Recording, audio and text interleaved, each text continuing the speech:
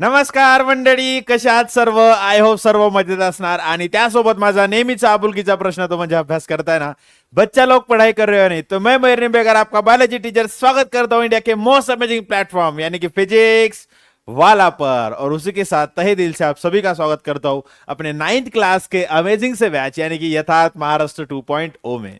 तो बच्चा लोग धीरे धीरे चलते चलते बढ़ते बढ़ते जो है हम आ पहुंचे हैं आज हमारे नेक्स्ट चैप्टर के ऊपर, जिसका नाम है यहां पर यूजफुल एंड हार्मफुल मायक्रोब्स। ठीक है, तो या चॅप्टर मध्ये एक्झॅक्टली आहे काय? या चॅप्टर मध्ये तुम्हाला नावं लक्षात ठेवायची आहेत. ओके, या चॅप्टर मध्ये खूप सारे नावं आहेत, खूप सारे याच्यामध्ये काय दिले, त्याच्यामध्ये सायंटिफिक नावं आहेत आणि त्या सायंटिफिक नावाला तुम्हाला लक्षात ठेवायचं. ओके, सो बी प्रिपेर्ड. ठीक आहे, थोडा माइंडला तुम्ही आधीपासून तयार करा की बाबा अशा प्रकारचा काहीतरी आपल्याला शिकायचं है. राइट, तो चलिए जल्दी से जो है इसको स्टार्ट करते हैं और जल्दी से इसको खत्म करते हैं. देखा जाए तो बहुत सिंपल चैप्टर है और यहां पर याद करने की जब बात आती है तो यहां पर बहुत ज्यादा डिफिकल्ट भी ये लग सकता है, लेकिन कोई ना बेटा, आराम से कर लेंगे, आराम से इसको समझ लेंगे. ठीक है, चलिए द वेरी फर्स्ट, सबसे पहले हम क्या देखेंगे यहां पर? Topics to be covered. तो टॉपिक्स टू बी कवर्ड में हम क्या देखेंगे कि यहां पर सबसे पहले माइक्रोबायोलॉजी मतलब क्या होता है एंड माइक्रोब्स मतलब क्या होता है वो यहां पर देखेंगे. राइट, त्यानंतर आपण बघणार आहोत की युजफुल मायक्रोब्स कुठले असतात आणि त्यानंतर अँटीबायोटिक कशी बनते. बरोबर आहे, आपल्याला जेव्हा कधी ताप येतो आपण डॉक्टरकडे जातो आणि डॉक्टरकडे गेल्यानंतर डॉक्टर काय करतो, आपल्याला सर्वात आधी गोळ्या देतो आणि त्या गोळ्या कसल्या असतात? त्या अँटीबायोटिकच्या गोळ्या असतात. सो अँटीबायोटिकचा मिनिंग काय एक्झॅक्टली ते पण याच्यामध्ये आपण बघणार आहोत. राईट, आणि त्यानंतर आपण बघणार आहोत हार्मफुल मायक्रो ऑर्गॅनिझम. ठीक आहे, सर्वात आधी युजफुल देन हार्मफुल. राईट, हे एवढेच टॉपिक आपल्याला बघायचे आहेत. That's it. आणि एवढ्यामध्ये चॅप्टर आपला संपलेला आहे. So in short chapter is very short, no doubt, but इतना ही यहां पर थोड़ा सा डिफिकल्टी वाला पार्ट है कि यहां पर साइंटिफिक नेम है. ठीक है, लेकिन कोई ना, आराम से हो जाएगा. ठीक है, चलिए द वेरी फर्स्ट टॉपिक यहां पर देखो बेटा. जब भी आप माइक्रोब्स के बारे में सुनते हो, जब भी आप फंगस के बारे में सुनते हो, जब भी आप बैक्टीरिया के बारे में सुनते हो, तो आप भी ऐसे ही रोने लगते हो जैसे हमारा ये डोगेश रोने लगा है. क्यों डोगेश रोने लगा है? क्योंकि डोगेश ने जो है यहां पर एक गंदा वाला फूड खा लिया.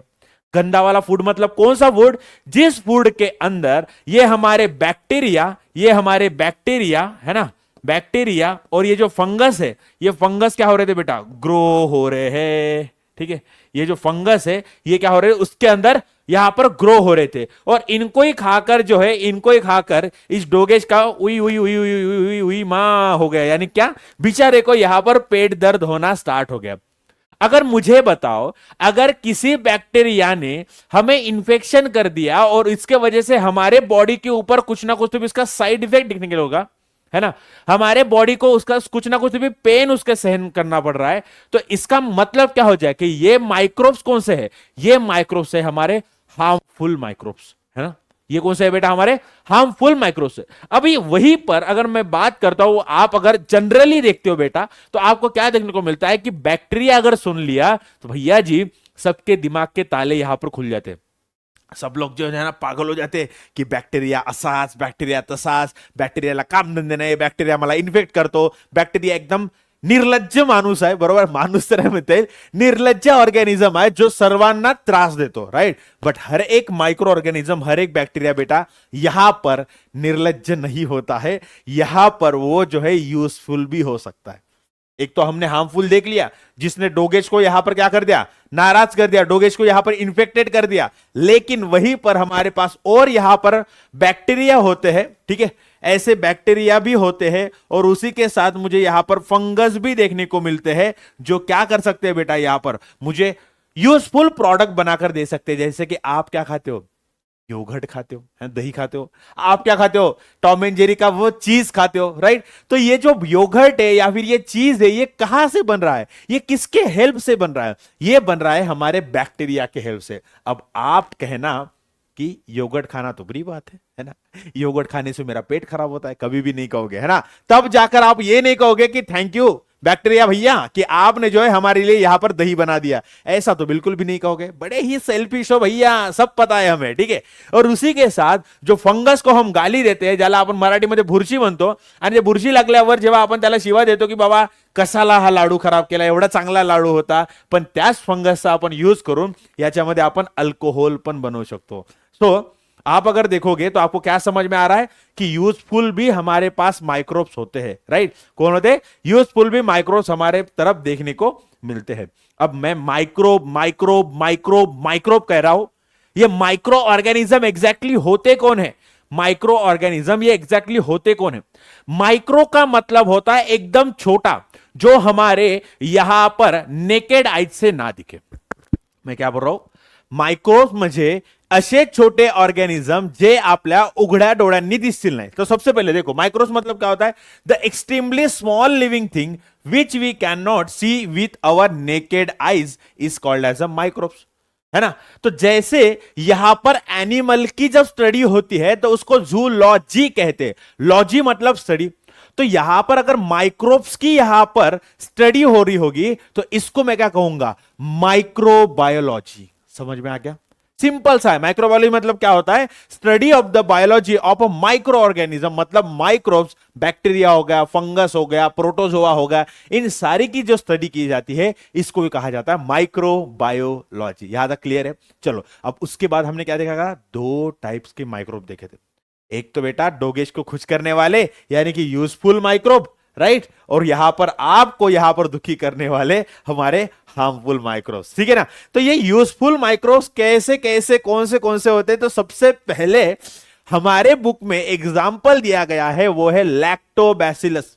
तो ये लैक्टोबैसिलस एग्जैक्टली होता कैसे है, क्या कैसे है, यहां पर हम देखेंगे, ठीक है।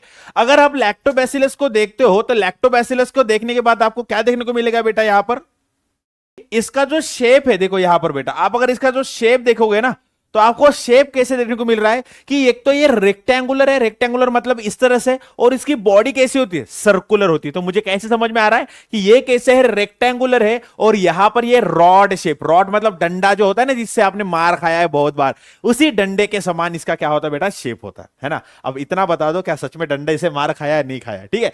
तो आप अगर देखोगे तो आपको क्या समझ में आता है? Did you notice the blue rod shape organism moving around? तो आपको अगर इसको देखना है तो आपको मायक्रोस्कोप लगेगा। मायक्रोस्कोप शिवाय तुम्ही याला बघू शकणार नाही, किंवा हे काय मायक्रोब्स आहेत। तर मायक्रोब्स म्हणजे काय होतं की जे असे ऑर्गॅनिझम जे आपण उघड्या डोळ्यांनी बघू शकत नाही, म्हणजेच काय, यांना बघण्यासाठी मायक्रोस्कोप लागेल। Okay, they are lactobacilli, okay, a kind of bacteria, they are minute and rectangular in shape। देखो तो इनका शेप कैसे होता है? रेक्टेंगुलर, लेकिन ये कैसे होते हैं? सर्कुलर। तो ये कैसे हो जाएगा? रॉड शेप हो जाएगी। ये कैसे हो जाएगा बेटा? रॉड शेप यहां पर इनका स्ट्रक्चर हो जाएगा। Okay, lactobacillus are anaerobic bacteria, that is they can not produce energy without the use of oxygen, ठीक है। तो यहां पर क्या हो रहा है कि they can produce energy without the use of oxygen. तो आपको क्या समझ में आ रहा है कि देखो, जैसे भी मैं बात कर रहा हूं, जैसे आप अभी सांस ले रहे हो, नहीं ले रहे हो क्या भैया? बता दो, है ना। सांस रोक के क्या मेरा लेक्चर देख रहे हो क्या? नहीं देख रहे हो क्या? ठीक है। तो आपको क्या समझ में आता है कि यहां पर आप कंटिन्यूअसली सांस ले रहे हो, आप कंटिन्यूअसली बातों को सुन रहे हो, आप अपने हाथों को यहां पर जो है चला रहे हो, यहां पर नोट्स बना रहे हो। तो ये जब सारी आप प्रोसेस कर रहे हो तो आपके बॉडी को यहां पर लगती है एनर्जी। वो एनर्जी क्या होती है? वो एनर्जी होती है हमारे पास एटीपी। वो क्या होते है बेटा? एटीपी, ठीक है। अब देख लो, ये एटीपी जो होते हैं ये एनर्जी का सोर्स होते हैं। अब ये एनर्जी, ये एटीपी बनते कैसे? तो ये जो एटीपी बनते हैं ये बनते हैं बेटा ग्लूकोज से।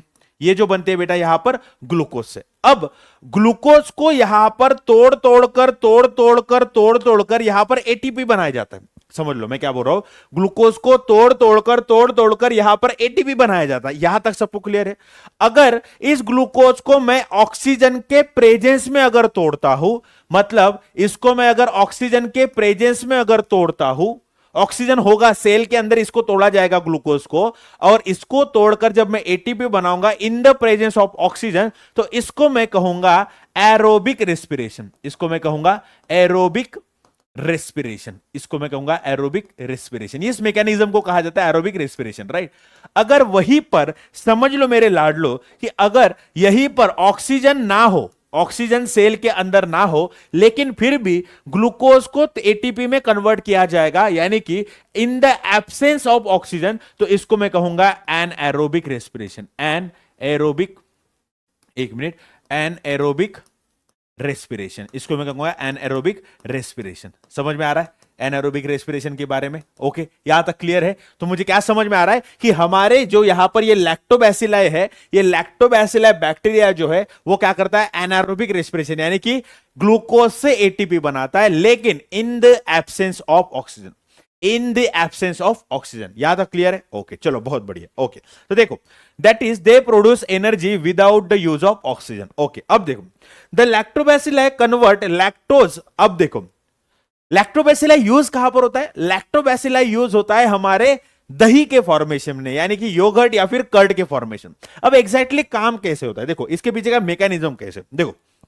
तो यहां पर मेरे पास जब मिल्क होता है, तो मिल्क कैसे होता है बेटा? एकदम लिक्विड लिक्विड लिक्विड होता है। लेकिन आप क्या देखते हो कि आपकी मम्मी क्या करती है पता है? अगर समझ लो आपके घर में दूध बच गया है ना, यहां पर 1 लीटर रोज दूध आता है, लेकिन यहां पर किसी ने उस दिन पिया ही नहीं दूध, तो यहां पर क्या हो गया? दूध बच गया। आता वाचलेल्या दुधामध्ये मम्मी काय करते की रात्रीच्या टाइमला थोडासा दही घेते वाटीमध्ये, आणि वाटीमध्ये थोडासा दही घेऊन काय करते? त्या दुधामध्ये टाकून देते, आणि जेव्हा आणि ते जो दूध आहे तो डायरेक्टली फ्रीजमध्ये ठेवला जातो, राईट? ओके, मग आता जेव्हा तुम्ही सकाळी उठून बघताय, तर मम्मी जेव्हा तो जो आहे ना पतेला जो काही असणार तो बाहेर काढतो दूध, आणि तुम्हाला दिसते की जो लिक्विड लिक्विड दूध होता तो कन्वर्ट झाला कशामध्ये? कर्ड मध्ये, बरोबर आहे? सो लिक्विड लिक्विड जो दूध होता तो कन्वर्ट झाला कशामध्ये? कर्ड मध्ये। आता याच्या मागचा मेकॅनिझम काय? मेकॅनिझम काहीतरी असा बघा, बघा लक्ष द्या। आपल्यापाशी मिल्क आहे, राईट? आपल्यापाशी मिल्क आहे, लिक्विड मिल्क आहे। ओके, आता लिक्विड मिल्क हा कन्वर्ट होतो कशामध्ये? कर्ड मध्ये, राईट?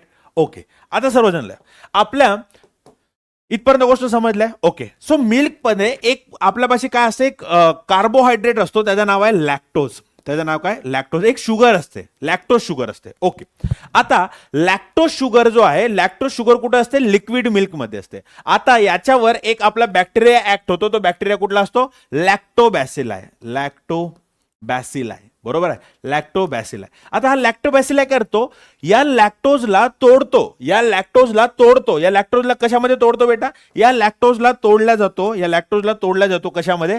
आपल्या म्हणजे काय म्हणतात याच्यामध्ये? एनारोबिक, म्हणजे फर्मेंटेशन करून हा जो आहे लॅक्टोबॅसिलाई, मी इकडे कसं लिहिलं मला समजलं नाही। Okay, just a minute. Okay, हा लॅक्टोज आहे, लॅक्टोजला कन्वर्ट केला जातो कशामध्ये? लॅक्टोजला कन्वर्ट केला जातो कशामध्ये? लॅक्टोजला कन्वर्ट केला जातो लॅक्टिक ऍसिड मध्ये, लैक्टिक एसिड में कन्वर्ट किया जाता। सर्वजन लक्ष्य है, मैं क्या म्हणतो?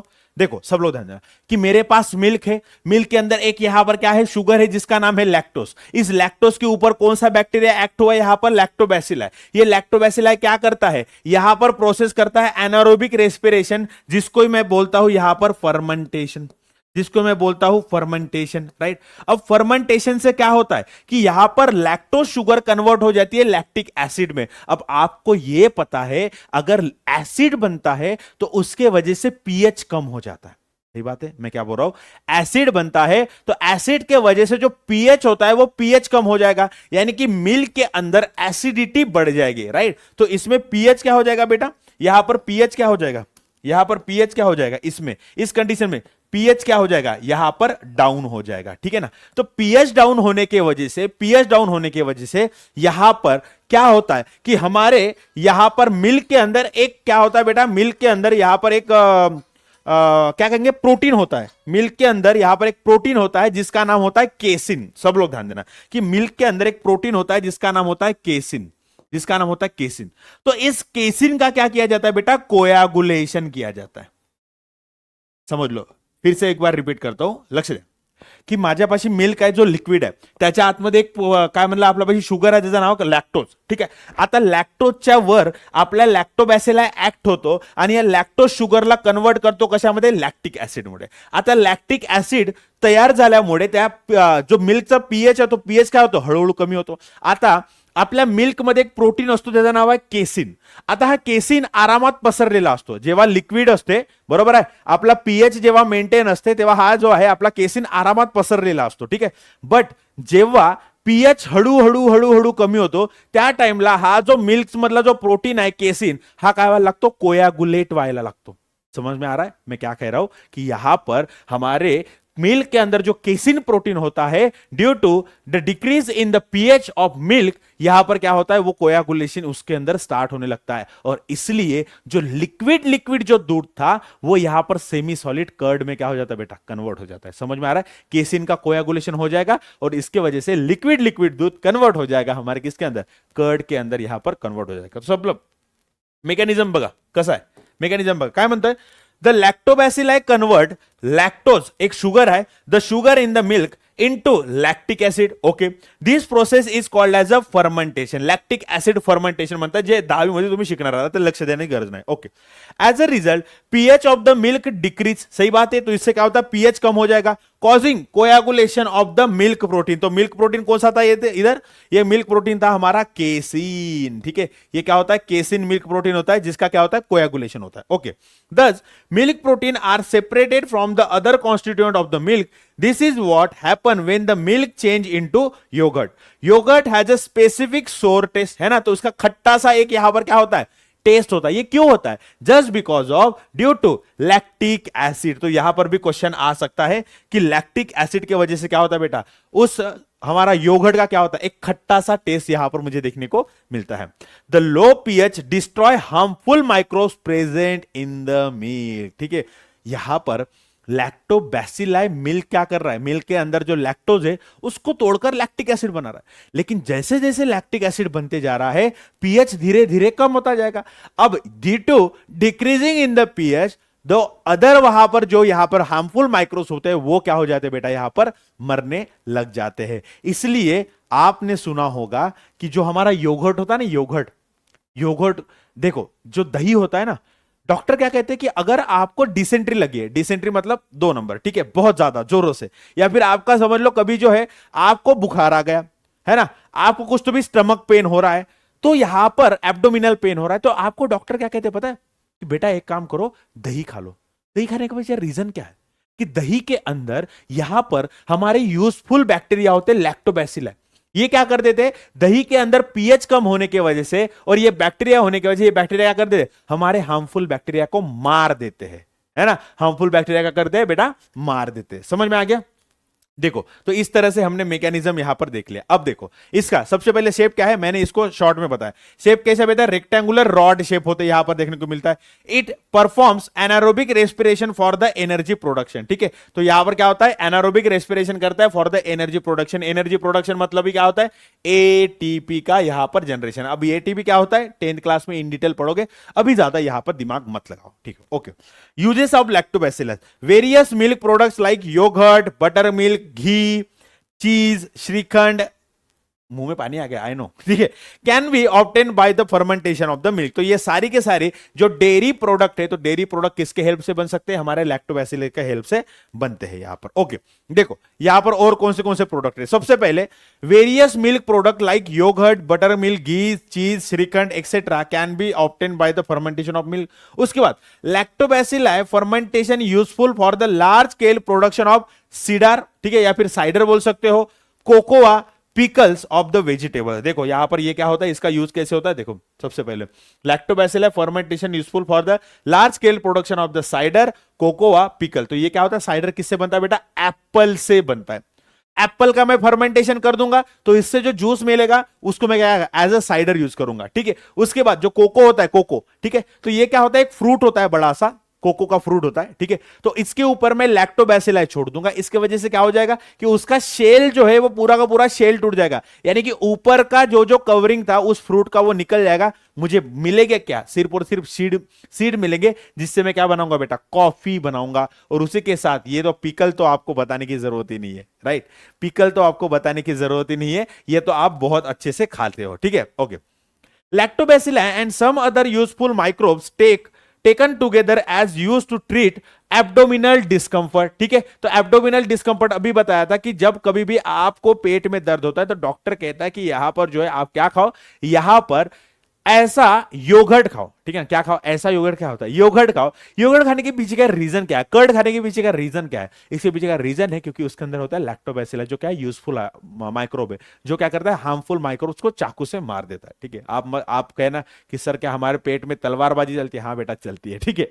ओके, तो इसीलिए इसीलिए इसीलिए इसको जो है देखो, इसलिए ये जो हम यहां पर माइक्रोब्स खाते हैं जो कि हमारे हार्मफुल माइक्रोब्स को मार देंगे, इसलिए इसको कहा जाता है प्रोबायोटिक, इसको कहा जाता है प्रोबायोटिक, ठीक है। समझ में आता है, इसको कहा जाता है प्रोबायोटिक। प्रोबायोटिक मतलब क्या, जो ऐसा यहां पर मटेरियल जो हम खाएंगे, ऐसा फूड जो हम खाएंगे जो हमारे बॉडी के अंदर यूजफुल माइक्रो ऑर्गेनिज्म का नंबर बढ़ाएगा और हार्मफुल माइक्रो ऑर्गेनिज्म का नंबर क्या कर देगा बेटा, कम कर देगा। ओके, त्यानंतर लिव्हेंट fodder offered to the domestic cattle like cows and the buffaloes is fodder fermented with the help of the lactobacilli. So आपण जे काही आपण चारा वगैरे देतो ना ढोरांना, तर त्याच्यामध्ये आता तुम्ही जर बघितलं थोडंसं त्याला फिजवून देतात, बरोबर, त्याला काय करतात, असं पाण्यामध्ये थोडासा मिक्स करतात, त्याच्यामध्ये काय करायचं, लॅक्टोबॅसिलायचे बॅक्टेरिया जे ते ग्रो होतात, ठीक आहे। आणि त्याच्यामुळे काय होतं, जो फॉडर असतो त्याच्यामध्ये फर्मेंटेशन झाल्यामुळे त्या जे जे काही गाई ढोरं त्याला खातील ना, तर त्यांच्यामध्ये मिल्क प्रोडक्शन जो होणार तो जास्त होणार, राईट। म्हणून त्याला अशा प्रकारे फॉडरमध्ये पण यूज करतात। Okay, the lactobacilli fermentation process is used to make wines and some other types of the bread, ठीक है। तो ये ब्रेड का जो इस्तेमाल होता है, ब्रेड जो होता है ना, स्पॉन्जी स्पॉन्जी जो ब्रेड बनता है, इसके पीछे का भी रीजन कौन सा है, हमारा लैक्टोबैसिलाई यूज होता है। और वैसे ही एक अल्कोहल का टाइप होता है वाइन, तो उस वाइन को बनाने के लिए भी कौन होता है, हमारा लैक्टोबैसिलस यूज होता है। अब ये कैसे होता है, क्या होता है, इतना डिटेल में नहीं जाना है, बस इतना ही अभी समझ लो, ठीक है। यहां तक बात क्लियर है, चलो उसके बाद देखो, lactobacilli and some other useful microbes take together are use to treat abdominal discomfort, ठीक है। तो यहां पर क्या दिख रहा है कि पहले ये अब्दू है, अब्दू बेचारे ने यहां पर कुछ तो भी खा लिया, इसका पेट दुखने लगा, लेकिन जैसे ही इसने यहां पर प्रोबायोटिक खा लिया, प्रोबायोटिक है ना, प्रोबायोटिक जैसे ही इसने खा लिया तो ये क्या हो गया, खुश हो गया, क्योंकि ये प्रोबायोटिक क्या करता है, यूजफुल माइक्रो ऑर्गेनिज्म का नंबर बढ़ाता है और हार्मफुल माइक्रो ऑर्गेनिज्म नंबर का क्या करता है बेटा, यहां पर घटाता है। और वैसे ही हमारे ये जो यहां पर दिख रहे हैं ना, है ना, क्या दिख रही, गौरी, और यहां पर कौन है, यहां पर चमेली समझ लो। ये इतने खुश क्यों है, क्योंकि इनके खाने में जो है यहां पर फर्मेंटेड फॉडर इनको दिया जाता है, ठीक है। और इसके वजह से ये जो है इनका मतलब एब्डोमेन सब क्लियर है, और उसी के साथ मिल्क प्रोडक्शन भी बहुत ज्यादा है। और उसी के साथ हम देखते हैं कि लैक्टोबैसिलस जो होता है अल्कोहल और ब्रेड बनाने के भी यूज में आता है, ठीक है। चलिए अब नेक्स्ट बढ़ते हैं। अब इसके बाद जो है हमारे पास एक यहां पर बैक्टीरिया है जिसका नाम है राइजोबियम, जिसका नाम है राइजोबियम। अब ये अगर राइजोबियम अगर हम देखें तो राइजोबियम का खेती बाड़ी में बहुत ज्यादा इस्तेमाल होता है ना। कैसे होगा, कैसे होगा, तो इतनी बात ध्यान रख लो, क्या होता है कि देखा, सब लोग ध्यान देना कि राइजोबियम हमारा एक रॉड शेप क्या होता है बेटा, बैक्टीरिया होता है। देखो इसका स्ट्रक्चर आप अगर देखोगे तो इस तरह से रॉड शेप आपको एक बैक्टीरिया देखने को मिल रहा है। अब ये रॉड शेप बैक्टीरिया रहता कहां पर है, ये रॉड शेप बैक्टेरिया रहता कहां पर आहे, तो ये रॉड शेप बैक्टेरिया जो लेग्युमिनस प्लांट असतात, म्हणजे काय आपल्याला जे म्हणतो ना आपण बीन्स वगैरे, बरोबर आहे, आपण जे म्हणतो ना जे शेंगा देणारे जे आपल्यापाशी झाड आहेत, शेंगा देणारे जे झाड आहेत, त्या झाडांच्या रूटवर अशा प्रकारे याच्यामध्ये नोड्यूल्स करून राहतात। हे काय आपले नोड्यूल्स, हे काय आपले नोड्यूल्स, नोड्यूल्स म्हणजे काय असणार की समजा आपल्यापाशी काय म्हणतात याच्यामध्ये, हा बघा आपल्यापाशी काय दिसतंय की हा समजा माझ्यापाशी एक काय आपला लेग्युमिनस प्लांटचा रूट आहे, बरोबर आहे, हा रूट अशा प्रकारे आहे, तर रूटच्या आतमध्ये अशा प्रकारे याच्यामध्ये कॉलनी तयार करतात बघा, याच्यामध्ये राइजोबियमची अशा प्रकारे कॉलनी तयार करतात। आता मला सांगा एखादी बॅक्टेरिया जर या रूटवर जाऊन जर जगत असेल तर आपल्या प्लांटनी याला तर डायरेक्ट लात मारून बाहेर काढायला पाहिजे, बरोबर आहे।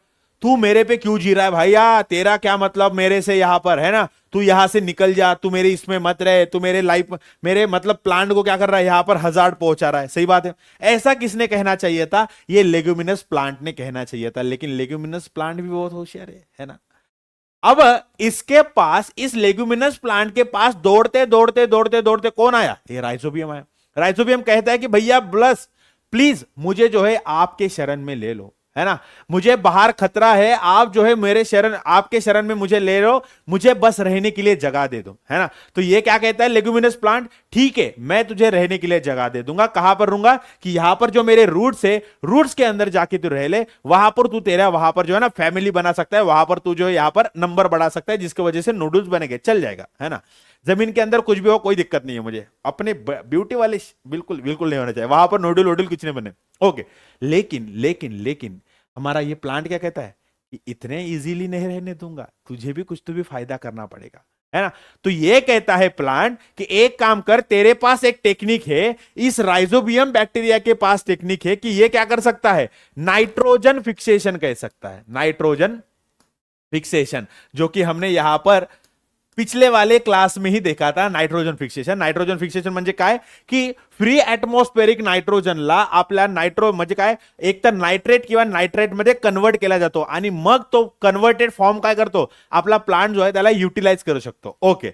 सो मला काय समजत आहे की आपला बॅक्टेरिया एक हेल्प करताय प्लांटची in the nitrogen fixation process, okay.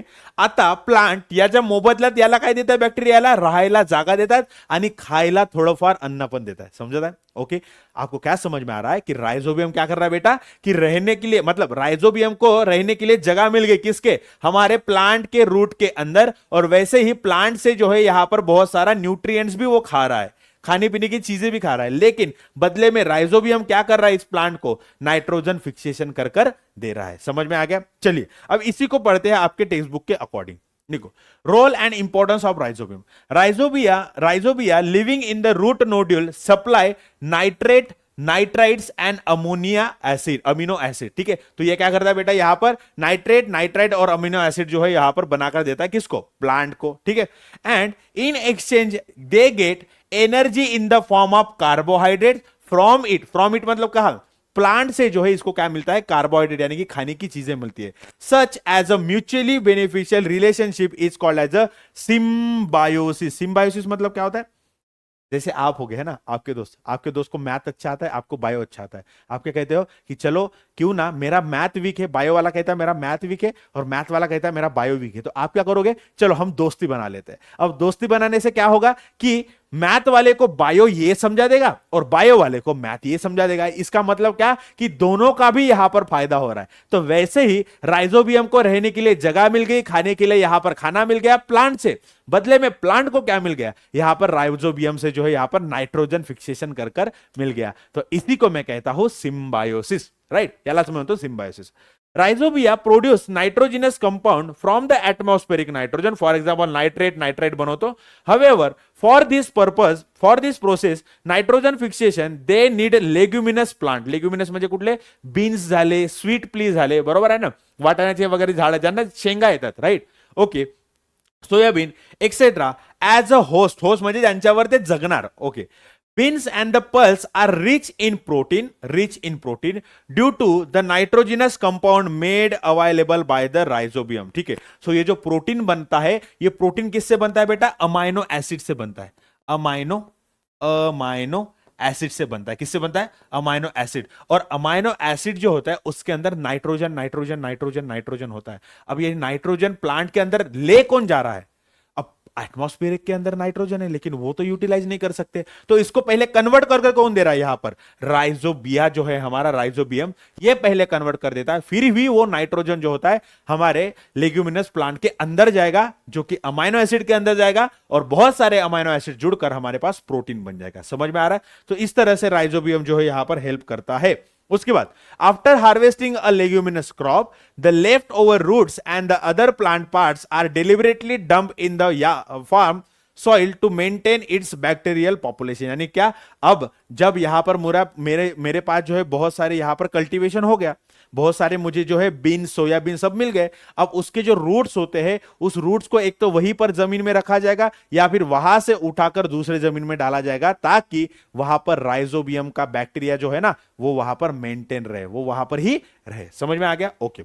The use of the rhizobium has helped to reduce the use of chemical fertilizer, है ना। तो जैसे हम NPK यूज करते हैं ना, तो उसके अंदर क्या होता है, नाइट्रोजन होता है, तो क्यों ना मैं केमिकल नाइट्रोजन फवारने से अच्छा है, यहां पर फेंकने से अच्छा है, मैं क्या कर लूं बेटा कि जो मुझे नेचुरली राइजोबियम जो है नाइट्रोजन फिक्सेशन करके दे रहा है वही यूज कर लो। यानी क्या होगा कि केमिकल फर्टिलाइजर का जो है यूज क्या हो जाएगा बेटा, कम हो जाएगा, and thereby their adverse effects, है ना, तो वो भी क्या हो जाएगा, कम हो जाएगा।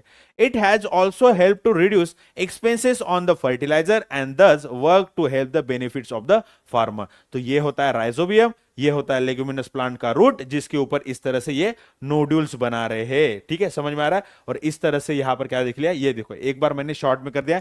It live symbiotic relation with the leguminous plant like bean, sweet pea, soybean हमने देख लिया, right. It lives in the roots of the leguminous plant by the forming the nodules, हे पण बघितलं आपण। Leguminous plant produce beans and pulse which are rich in protein, म्हणून यांना काय लागतो, अमायनो ऍसिड, आणि अमायनो ऍसिड मध्ये कोण असतो आपला, नायट्रोजन असतो। ठीक आहे, okay.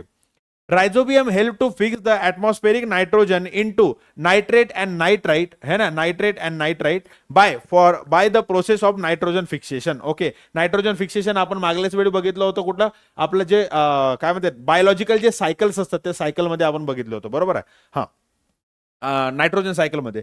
Rhizobium get carbohydrates from the plant. ठीक आहे, तर मोबदल्यात काय भेटतं, कार्बोहायड्रेट खायला भेटतं, राहायला जगा भेटते, आणि त्याच्याच बदल्यात राइजोबियम प्लांटला काय देतो, नायट्रोजन फिक्सेशन करून देतो। बेनिफिट काय, less use of the chemical fertiliser and more use of the rhizobial inoculant. Rhizobial inoculant म्हणजे काय की जे आपले राइजोबियम जे आहेत त्यांना शेतीमध्ये परत परत परत परत वापरणं, राईट। ओके, चलो, हे बघितलं आपण राइजोबियम।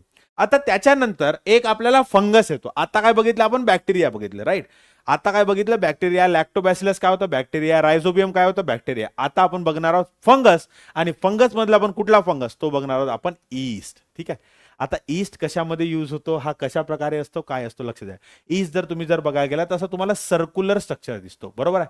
आता हा पण तुम्हाला ईस्ट दिसत आहे, पण ईस्टच्या डोक्यावर जसं शिंशांच्या डोक्यावर कसा बोंबूक येतो त्याच प्रकारे ईस्टच्या डोक्यावर पण काहीतरी तुम्हाला एक बर्ड लाईक स्ट्रक्चर दिसतो। बघा, हा ईस्ट आहे आपला नॉर्मल, हा त्याचा न्यूक्लियस आहे, पण या ईस्ट वर आपल्याला एक छोटासा अजून बेबी ईस्ट बघायला भेटतो। ठीक आहे, आता हा जो रिप्रोडक्शन आहे याला म्हणायचं बडिंग, याला म्हणायचं बडिंग। आता हा जो ईस्ट आहे ना आपला, हा काय युनिसेल्युलर फंगस, युनिसेल्युलर फंगस आहे। युनिसेल्युलर फंगस म्हणजे काय की असा फंगस ज्याची बॉडी फक्त आणि फक्त एका सेलने बनलेली असेल। तर बघा, हा एक आपला सेल आहे, हा एक फंगसचा सेल म्हणजे ईस्टचा सेल, या सेलवर याच्यामध्ये छोटासा याचा बेबी फंगस यायला लागला, म्हणजे बेबी ईस्ट यायला लागला। आता हा ईस्ट काय होतं, हा जो बर्ड तयार झाला, हा जो बर्ड आहे, हा बर्ड काय होतो, या पॅरेंट बॉडी पासून तुटून बाहेर पडतो, आणि हा काय करतो, आपली वेगळी लाईफ तयार करतो। So it's a kind of asexual reproduction, और उसमें भी कौन सा होता है, बडिंग होता है, उसमें भी क्या होता है, बडिंग होता है। समझ में आ गया। This method of the asexual reproduction is called as a budding. Yeast is a heterotrophic fungal. Heterotrophic मतलब क्या, जो दूसरे के मतलब ऊपर डिपेंडेंट रहेगा फॉर गेटिंग फूड, राइट। जैसे हम हैं हेट्रोट्रॉपिक, हम क्या करते हैं, प्लांट के ऊपर डिपेंडेंट होता है for getting our food, right. तो वैसे ही ये भी दूसरे के बॉडी के ऊपर डिपेंड होते हैं फॉर गेटिंग देयर फूड। सो इसलिए इनको कहा जाता है हेट्रोट्रॉपिक। ठीक है, fungal microbe that grow on the carbon compound. ठीक है, तो ये क्या होता है, कार्बन कंपाउंड, यानी कि कार्बोहाइड्रेट कार्बोहाइड्रेट में क्या करते हैं, वो जीते हैं, right. Yeast is a unicellular fungus with a 1500 different species in existence. ठीक है, सो अभी के फिलहाल के टाइम पर फंगस के यहां पर कितना है, 1500 अलग अलग वेराइटीज मुझे देखने को मिलते हैं। Okay, the yeast cell is a eukaryotic type of cell. तो प्रोकैरियोटिक और यूकैरियोटिक दो टाइप के सेल होते हैं, तो इसमें से ये क्या है, यूकैरियोटिक, यानी कि क्या, इसके पास प्रॉपर न्यूक्लियस होता है। प्रॉपर क्या होता है, न्यूक्लियस, साइटोप्लाज्म होता है, और सेल वॉल होती है इसके ऊपर। ठीक है, चलो, ये छोटा मिनी बर्ड है, राइट।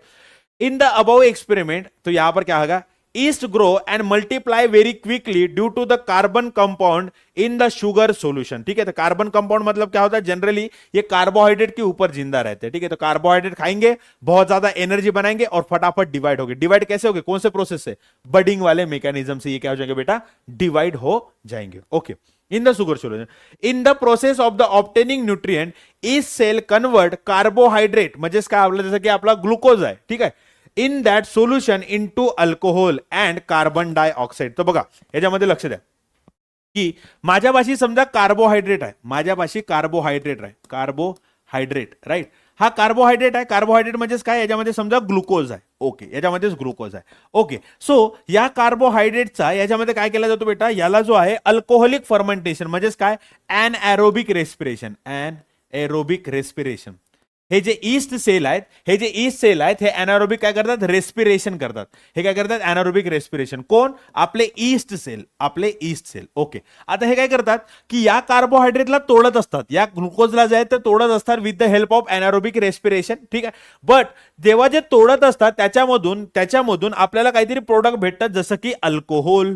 काय बघायला भेटते, अल्कोहोल आपल्याला भेटतो आणि त्यासोबतच आपल्याला CO2 गॅस पण मिळते. CO2 गॅस पण मिळते. समजताय मैं क्या कह रहा हूं कि जब ये जो ईस्ट होता है एनारोबिक रेस्पिरेशन करता है, तो यहां पर कार्बोहाइड्रेट जो है उसको तोड़ते वो जब एटीपी बनाना चाहते हैं, यहां पर जो एटीपी बनाना इनका एग्जैक्टली इनका काम होता है. एटीपी बनाने के चक्कर में इसके साथ अल्कोहल और CO2 भी बन जाता है. तो इसी अल्कोहल को तो लोग जो है ना पीकर बम पागल हो जाते हैं, बराबर है. लेकिन इस अल्कोहल का हम एज अ स्पिरिट जो होता है ना, स्पिरिट मतलब अंदर की स्पिरिट नहीं, स्पिरिट क्या होता है बेटा कि एक यहां पर अल्कोहल का हाई कॉन्सेंट्रेशन वाला यहां पर अल्कोहल होता है, जिसको हम यूज करके यहां पर बैक्टीरिया को मार सकते हैं. यहां पर हाथों पे लगाया जाता है, जिसको हम स्पिरिट कहते हैं, राइट. ओके, तो देखो यहां पर क्या हो रहा है, कार्बोहाइड्रेट को तोड़ा जा रहा है यहां पर एटीपी बनाने के लिए, साथ में अल्कोहल और CO2 बन रहा है. तो इसको मैं कहता हूं बेटा, इसी प्रोसेस को मैं कहता हूं यहां पर अल्कोहलिक फर्मेंटेशन. फर्मेंटेशन. वहां पर क्या था, लैक्टिक एसिड फर्मेंटेशन था. यहां पर क्या है, अल्कोहलिक फर्मेंटेशन हो रहा है. समझ में आ रहा है, जिसकी वजह से क्या बन रहा है, यहां पर अल्कोहल बन रहा है. देखो सब लोग ध्यान देना. In the process of obtaining nutrient yeast cell convert carbohydrate in the solution into alcohol and carbon dioxide. This process called as a fermentation. और इसी को क्या कहा जाता है बेटा, फर्मेंटेशन कहा जाता है. यहां तक क्लियर है. चलो, फर्मेंटेशन. ओके, सो ईस्ट मध्ये बघा युनिसेल्युलर फंगस आहे विथ 1500 डिफरंट स्पीसीज आहेत. त्यानंतर हा कसा युकॅरियोटिक सेल आहे. मोड ऑफ न्यूट्रिशन कसा आहे, हेट्रोट्रॉपिक आहे. रिप्रोडक्शन कसं करतो, asexual reproduction by the budding, right. आणि ईस्ट परफॉर्म अल्कोहोलिक फर्मेंटेशन, ज्याच्यामध्ये कार्बोहायड्रेटला तोडून जेव्हा एटीपी बनवला जातो त्यासोबतच बाय प्रोडक्ट बनतात अल्कोहोल आणि CO2. तर बघा हा आपला ईस्ट आहे. ईस्टवर बघा याच्यामध्ये अशा प्रकारे काय बनले, याच्यामध्ये बर्ड बनतात, छोटे छोटे काय बनतात बेटा, याच्यामध्ये बर्ड अशा प्रकारे बनताना मला दिसतात. आणि ही ईस्ट ही भरपूर मोठीच्या मोठी कॉलनी मला याच्यामध्ये बघायला भेटत आहे. बरोबर, इथपर्यंत गोष्ट क्लियर है. चलो, अब इसके बाद कुछ जो है मुझे माइक्रोब जो मिलते हैं, जो क्या होते हैं उसके अलग अलग मुझे यहां पर, एक तो वो क्लीनिंग यूज में होंगे, एक तो जो है यहां पर बहुत सारे जो होता है यूजफुल इनके काम हो सकते हैं. तो कैसे कैसे यूजफुल काम होते हैं, सबसे पहले सैक्रोमाइसिस. सैक्रोमाइसिस कौन है बेटा, ये भी ईस्ट ही है. तो ईस्ट का एक टाइप होता है, ईस्ट का जो हमने स्पीसीज कहा था उसमें से एक स्पीसीज है जिसका नाम है सैक्रोमाइसिस. अब ये सैक्रोमाइसिस क्या करता है, शुगर केन ज्यूस, मोलॅसिस म्हणजे काय होतं की तुम्ही कधी जर शुगर केन म्हणजे जिथे साखर बनवतात ना, साखर कारखान्यामध्ये गेलं तर जेव्हा त्या काय करतात आपला त्या जो शुगर केनचा जो आहे ना शुगर केन, तेव्हा त्याला क्रश करत असतात आणि त्याच्यावर जेव्हा प्रोसेसिंग सुरू होते एक ब्लॅक कलरचा असं एक जो म्हणतो ना गाळा ऑइल जो असतो ना, इंजिन ऑइल सारखा एक स्ट्रक्चर म्हणजे लिक्विड बाहेर निघतो, त्याला म्हणतात मोलॅसिस. आणि त्याच्यामध्ये कार्बोहायड्रेट असतात आणि म्हणून त्याला यूज केला जातो कशासाठी, आपल्या अल्कोहोलच्या प्रोडक्शनसाठी, राइट. ओके, मेज बार्ले, इससे क्या बनता है, अल्कोहल. अल्कोहल कौन सा बनता है, इथेनॉल. और इसी के साथ ईस्टर भी मुझे देखने को मिलते हैं. Okay, saccharomyces service use in the production of the spongy bread. तो देखो यहां पर आपने देखा होगा कि ब्रेड जो होता है बहुत स्पॉन्जी होता है. अब क्या होता है, मैं क्या करूंगा बेटा, एक कटोरा लूंगा, उसके अंदर मैंने क्या किया, यहाँ पे फ्लोर्स डाल दिए. फ्लोर मतलब जमीन नहीं, फ्लोर मतलब जो आटा होता है, हमने आटा डाल दिया. अब आटे के अंदर मैं क्या करता हूं, स्वादानुसार यहां पर मैं नमक डाल देता हूं, उसके अंदर पानी डाल देता हूं, लेकिन उसी के साथ मैं यहां पर ईस्ट भी डाल देता हूं. इस कौन सा, सैक्रोमाइसिस सर्विस है. अब ये यूज करने से क्या होगा बेटा कि यहां पर वो जो आटा होता है, आटे के अंदर कार्बोहाइड्रेट होगा. अब उस कार्बोहाइड्रेट को जो है यहां पर कौन खाने लगेगा, हमारा जो है यहां पर ईस्ट खाने लगेगा. अब खाते खाते खाते खाते खाते हमने देखा था कि वहां पर अल्कोहल के साथ CO2 भी बनता है. अब CO2 जब बनेगा, जब मैं देखो जेव्हा मी ब्रेड बनवायला जातो ना, ते एक पीठ असं मळून ठेवतो, बरोबर. पीठ काय करतो, तो फिजवून ठेवतो, त्याला अशा प्रकारे गोळा बनवतो पिठाचा, राईट. सो त्याच्या आतमध्ये आता कार्बोहायड्रेटला खाणं सुरू झालंय आणि आपला ईस्ट काय करताय, याच्यामध्ये CO2 रिलीज करताय आणि त्या CO2 मुळे तो जो आटा आहे तो काय असतो, याच्यामध्ये फुलायला लागतो, बरोबर आहे. तो जो कणिक असते फुलायला लागतो. आता मी या कणिकेला काय करतो की याला मी कशामध्ये टाकतो, ओव्हन मध्ये टाकतो. आता त्याच्या आतमध्ये कणिक अशी फुगली का बरं याच्या मागचा रिझन काय? त्याच्यामध्ये CO2 होता आणि तो CO2 आता ट्रॅप झालाय. CO2 असा होल मध्ये ट्रॅप झालाय, राईट. आता मी काय करतो की तो जो कणिक आहे त्याला मी कशामध्ये टाकतो, याच्यामध्ये टाकतो ओव्हन मध्ये, आणि टेम्परेचर वाढल्यामुळे तिथला CO2 पडून जाणार. पण मधामध्ये काय झाले, याच्यामध्ये आपल्याला पोकळी निर्माण झालेली दिसतंय, बरोबर है. सो बीच बीच में वहां पर गैप तैयार हो जाएगा और उसी गैप की वजह से हमारा ब्रेड क्या होता है, एकदम स्पॉन्जी वहां पर हो जाता है, राइट. ओके, देखो अब उसी के साथ बायो रिमीडिएशन मतलब क्या, ऐसे टेक्निक जो क्या करेंगे यहां पर क्लीनिंग के हेल्प में होगा, ठीक है ना. तो नेचर में बहुत सारे यहां पर पोल्यूटेंट होते हैं. पोल्यूटेंट माने कि वो सब्सटेंस जो पोल्यूशन करे, तो उनको निकालने के लिए हमारे पास यहां पर माइक्रोब्स होते हैं. अब माइक्रोब्स जिंदा होते हैं, इसलिए मैं इनको कहूंगा बायो रिमीडिएशन, ठीक है. इनको मैं क्या कहूंगा, बायो रिमीडिएशन. अब सब लोग ध्यान दें. सबसे पहले है हमारे पास वो है येरोविया लिप्टोलिटिका, ठीक है.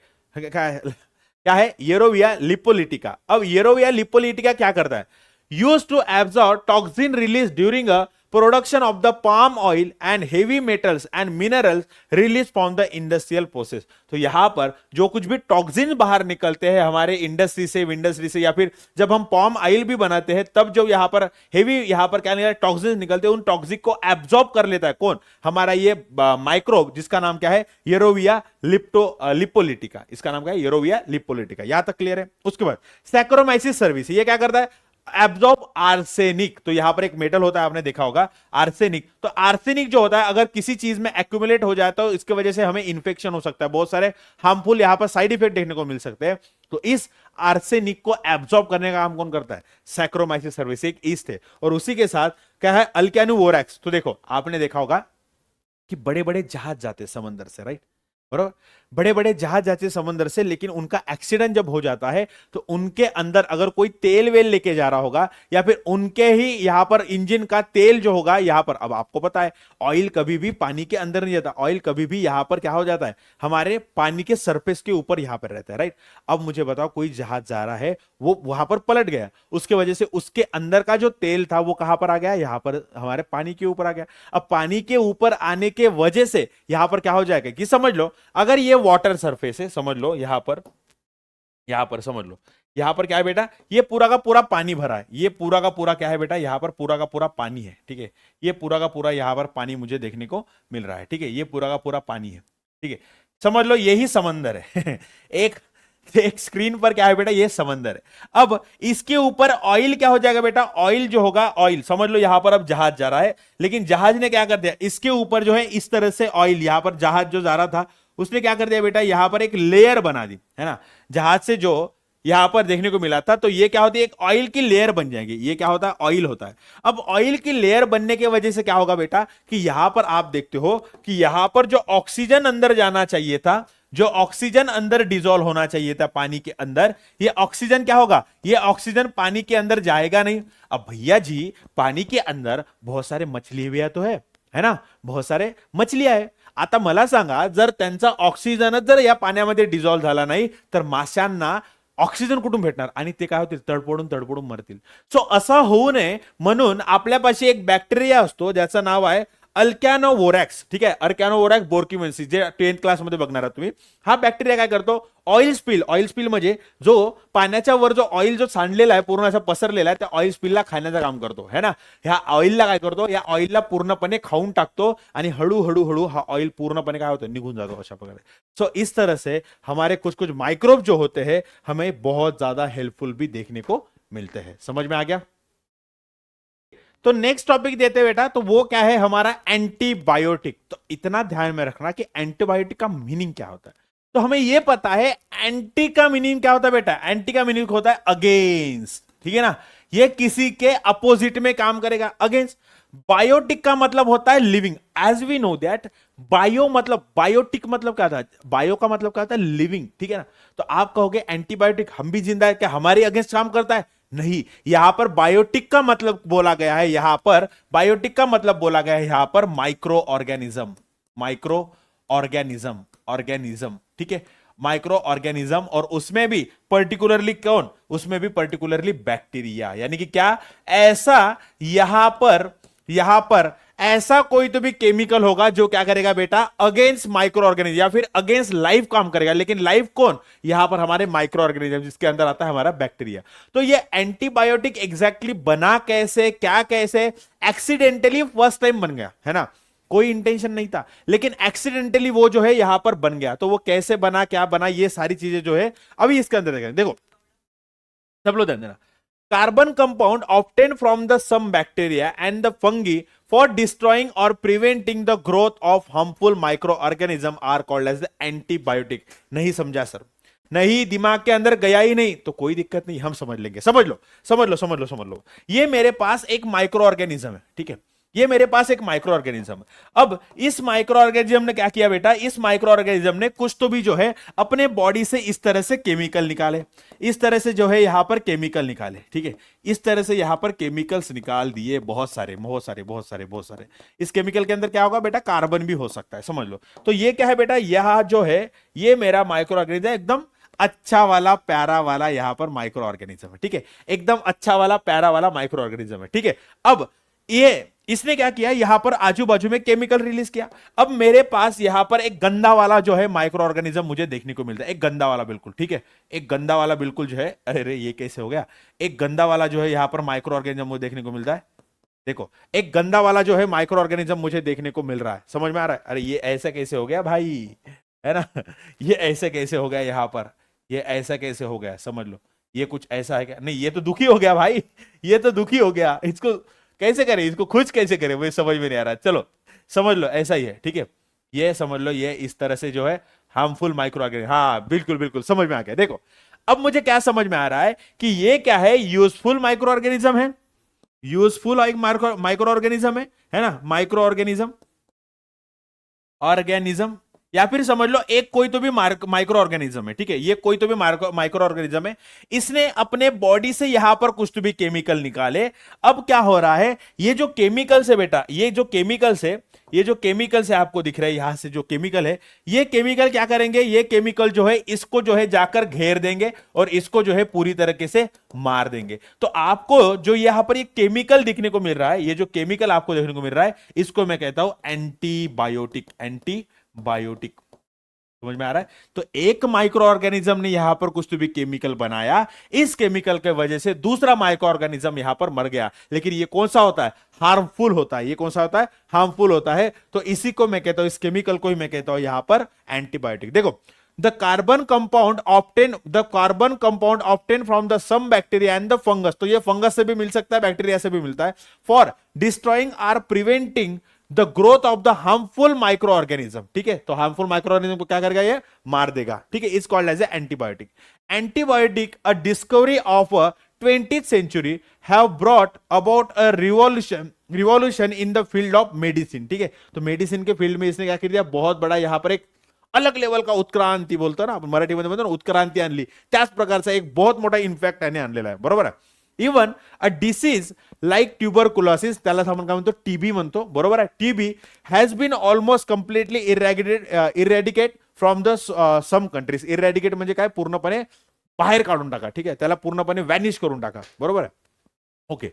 Antibiotics mainly act against bacteria, ठीक आहे, सो एंटीबायोटिक्स कोणाच्या अगेन्स्ट काम करतात, बॅक्टेरियाच्या अगेन्स्ट मला काम करताना दिसतात, okay. Some antibiotic can destroy protozoa, ठीक आहे, तर कोणी कोणी काय करतात, आपल्या प्रोटोझोआला पण करतात। प्रोटोझोआ पण काय असतो बेटा, एक छोटासा युनिसेल्युलरच एक ऑर्गॅनिझम असतो, ठीक आहे, okay, some antibiotics are useful against a wide variety of bacteria, they are called as a broad spectrum antibiotic। आता हे वाचून घेतो, example ampicillin, amoxicillin, tetracycline, when the pathogen cannot be identified even though the symptoms of the disease are visible, broad spectrum antibiotics are used against whenever a pathogenic microorganisms are definitely known, then the narrow spectrum antibiotic are used, example penicillin, gentamicin, erythromycin। सर्वजण लक्ष द्या, काय असतं exactly, काय असतं, broad spectrum, broad spectrum, spectrum मतलब क्या, एक रेंज है, ब्रॉड मतलब क्या, बहुत ज्यादा।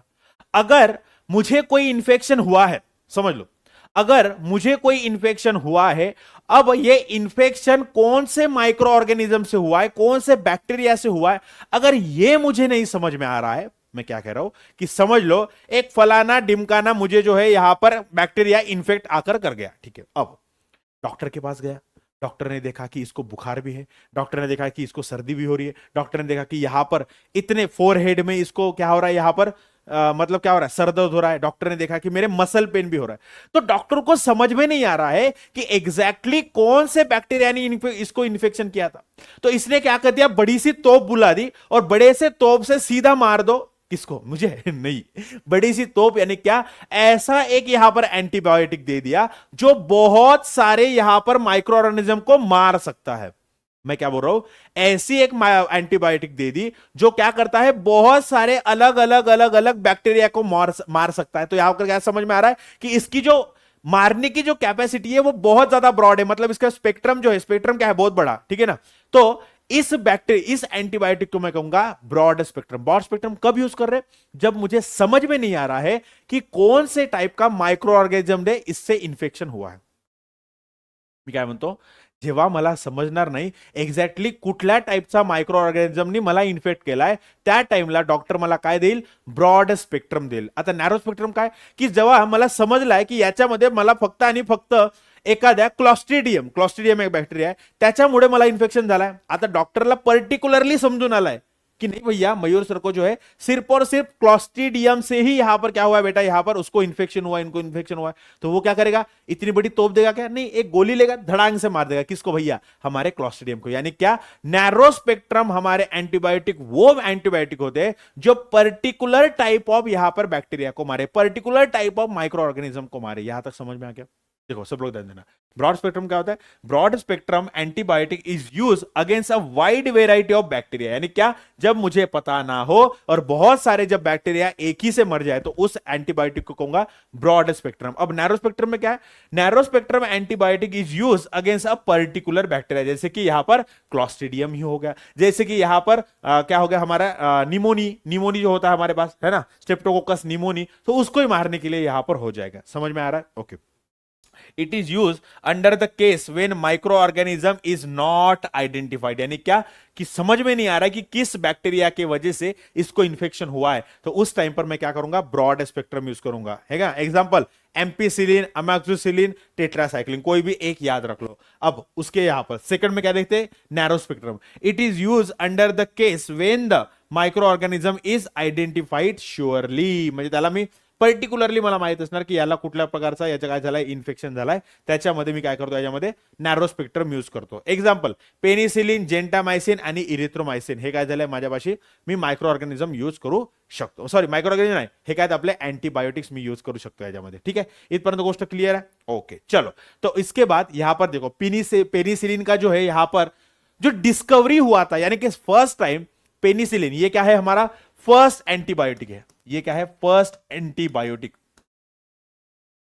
यानी कि क्या, दुनिया में सबसे पहला जब एंटीबायोटिक का जो किसी ने खोज किया होगा, तो वो जो एंटीबायोटिक जो हमें मिला था उसका नाम क्या दिया था भैया, पेनिसिलिन। अब पेनिसिलिन एंटीबायोटिक का नाम देने के पीछे का रीजन क्या था, क्योंकि ये जो एंटीबायोटिक मिला था, यानी कि ये जो केमिकल हमें मिला था वो कहां से मिला था, ये एक फंगस से मिला था जिसका नाम है पेनिसिलियम, जिसका नाम है पेनिसिलियम। देखो, this antibiotic is obtain from the fungus penicillium. अब इसका डिस्कवरी हुआ कैसे, देखो, it is the first antibiotic to be discovered, okay.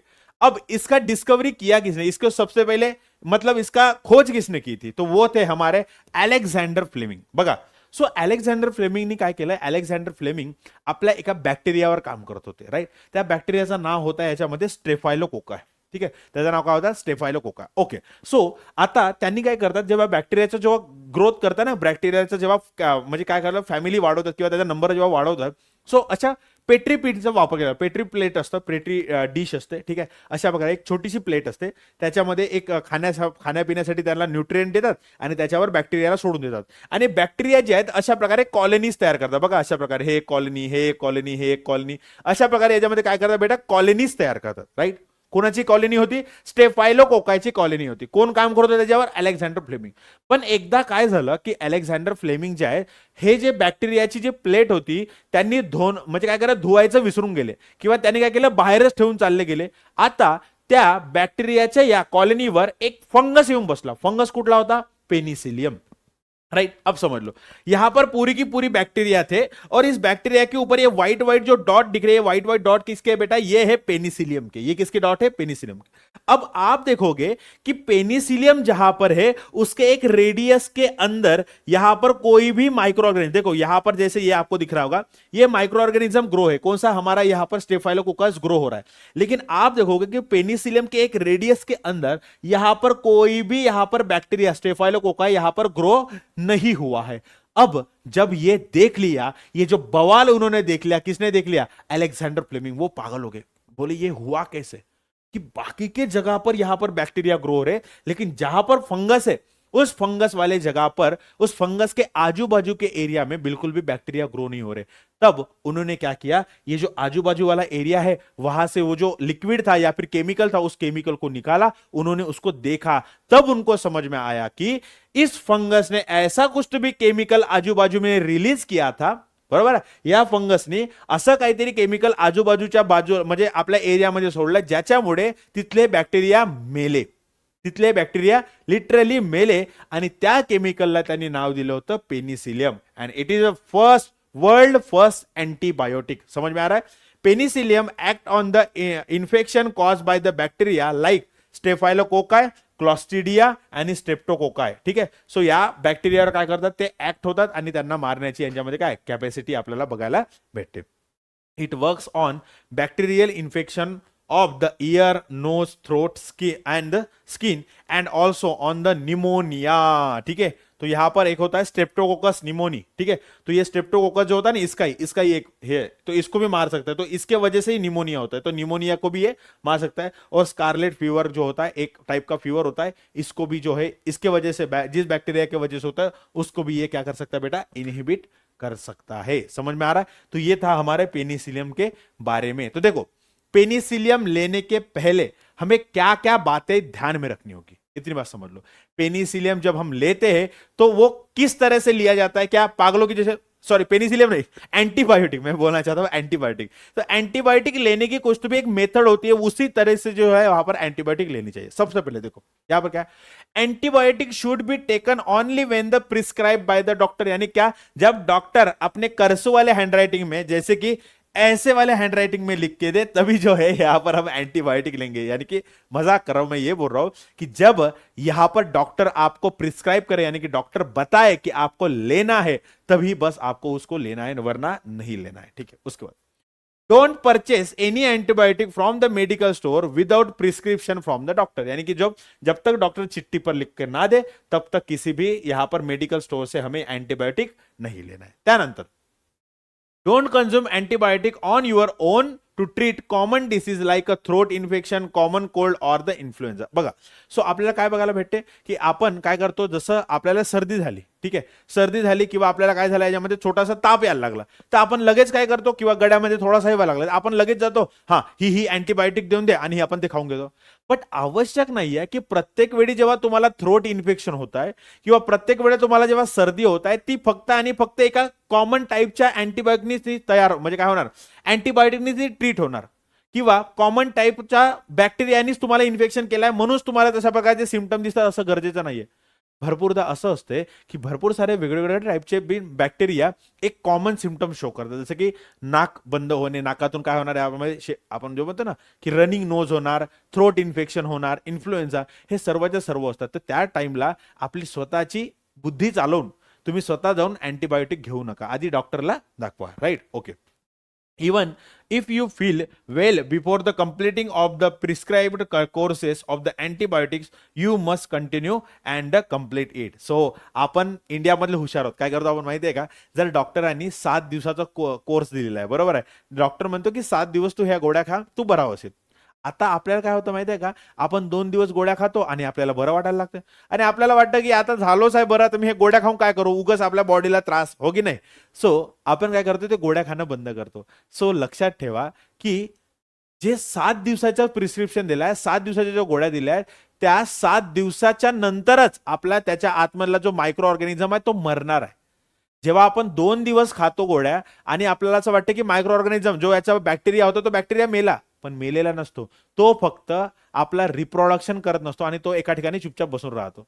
मग त्याला माहिती आहे की इंडियामधले लोक हुशार आहेत की किती पण काय केलं 2 दिवसानंतर ते गोळ्या बंद करतील आणि मी काय करणार, मग जेव्हा ते गोळ्या बंद करतील आपल्या बॉडीमध्ये ड्रग्स येणार नाही तो वाला, मग मी काय करणार, बस आरामात मला मौका भेटतानाच मी रिप्रोडक्शन करणार, आपला नंबर वाढवणार आणि पटकन जो आहे मी पूर्ण याच्या बॉडीला अजून इन्फेक्शन करणार. बरोबर आहे. सो म्हणून जेव्हा डॉक्टर आपल्याला देतात की 7 दिवस गोळ्या खायला पाहिजेत तर 7च दिवस गोळ्या खायला पाहिजेत, अँटीबायोटिकला मधामध्ये सोडायला नको. राईट. त्यानंतर don't suggest to other the antibiotic which were useful to you. म्हणजे काय, जे मला आता समजा मला एका डॉक्टरने दिलंय की कॉमन कोल्ड झालं, ठीक आहे, एखादी समजा सर्दी झाली, त्या सर्दीला तू हे गोळ्या खा, ठीक आहे. आता तुमच्या मित्राला पण सर्दी झाली तर असं करू नका की ही घे अँटीबायोटिक आणि ही पण तू खा, तू पण बरा होशील. बिलकुल पण नाही. जर समजा तुम्हाला याच्यामध्ये सर्दी एका व्हायरसमुळे झाली असेल, इट डझंट मीन की त्याला पण सर्दी व्हायरसमुळेच झाली असेल. होऊ शकते त्याला दुसऱ्या कारणामुळे सर्दी झाली असेल. राईट. त्याला ॲलर्जी झाली असेल तर ॲलर्जीसाठी तर तुम्ही अँटीबायोटिक खाऊन काय मतलब नहीं है. बरोबर है.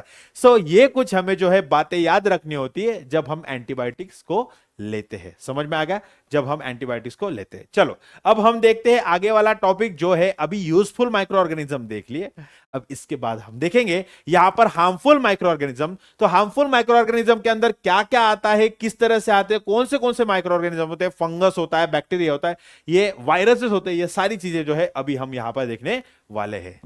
सो बच्चों आपने यहां पर एक चीज देखी होगी कि जब कभी भी किसी सरफेस के ऊपर, समझ लो हमारी ये गनी बैग है या फिर समझ लो आपका ये लेदर वाले शूज है, उसके ऊपर जब कभी भी आपको इस तरह से फंगस अगर दिख जाए तो फंगस दिखने के वजह से, फंगस होने की वजह से ये जो गनी बैग होती है ना, ये जल्दी से फट जाती है. सही बात है. ये क्यों होता है, इसके पीछे का रीजन क्या है कि जिस किसी सरफेस के ऊपर ये हमारे फंगस जाकर बैठ जाते हैं, उस सरफेस को वो एकदम क्या कर देते हैं, वहां पर एकदम डिस्ट्रॉय कर देता है ना, बिल्कुल एकदम से फाड़ फूड़ कर देते हैं. बराबर. इसके पीछे का रीजन क्या है, तो रीजन जानते हैं. चलो सब लोग ध्यान दो. ठीक है. आपको क्या दिखता है बेटा कि यहां पर आप देखोगे तो फंगी के पास क्या होते हैं, यहां पर इस तरह से होते हैं हाइफी. समझ लो ये मेरे पास फंगस का स्ट्रक्चर है. तो आपको क्या दिखता है कि फंगस के स्ट्रक्चर के अंदर, अब देखो ये वाला आपको जो स्ट्रक्चर दिख रहा है स्पोरेंजियम, ये वाला स्ट्रक्चर, इसके अंदर क्या बनते हैं बेटा, स्पोर्स बनते हैं. इसके अंदर क्या बनते हैं, स्पोर्स, जिससे क्या होता है, ये इससे क्या करता है, ये रिप्रोडक्शन कर सकता है. ये रिप्रोडक्शन यानी कि अपना नंबर जो है यहां पर क्या कर सकता है, ये बढ़ा सकता है. राईट. आता हा कुठल्या टाईपचा रिप्रोडक्शन आहे, हा आहे आपला असेक्शुअल रिप्रोडक्शन. हा कुठला आहे, असेक्शुअल रिप्रोडक्शन असतो. त्याच्या हेल्पने हा काय करतो, आपल्या स्पोरच्या हेल्पने स्वतःचा नंबर जो आहे तो वाढवत असतो. Okay okay okay. आता तुम्हाला काय दिसतंय की हा समजा याच्यामध्ये एक सरफेस आहे. राईट. या सरफेसवर या ठिकाणी असं काय झालं, या ठिकाणी अशा प्रकारे याच्यामध्ये फंगस आलेले आहेत. अशा ठिकाणी याच्यावेळी फंगस आलेले आहेत. ओके. अशा यावेळी फंगस आलेले, हा एकच फंगस आहे. ठीक आहे. यांची अशा प्रकारे कॉलनी असतात. ओके. आता तुम्हाला काय दिसतं की याचे जे हायफी जे असतात, हायफी म्हणजे कसे रूट समजा. ठीक आहे. हायफी काय असतात, रूट्स. ते रूट्स काय करतात, एकदम आतमध्ये अशा प्रकारे जातात, कुठल्या पण सरफेस मध्ये काय जातात, अशा प्रकारे जातात. राईट. आणि ते भरपूर सारे एन्झाईम वगैरे रिलीज करतात आणि एन्झाईम रिलीज झाले, हे हायफी जे आहे सर्वात आतमध्ये गेले. बरोबर आहे. कुठल्या पण सरफेसच्या आतमध्ये गेले, त्यामुळे तो सरफेस कसा होतो, एकदम जो आहे एकदम कुजून जातो आणि त्यामुळे गनी बैग, लेदर शूज किंवा आपले कापड जे आहेत ते काय होतात, पटकन फाटतात. तो सब लोग ध्यान देना. आपको क्या समझ में आ रहा है कि इसके पास स्पोरेंजियम है जिसके अंदर स्पोर बनता है और स्पोर के हेल्प से जो है ये क्या करता है, रिप्रोडक्शन करता है.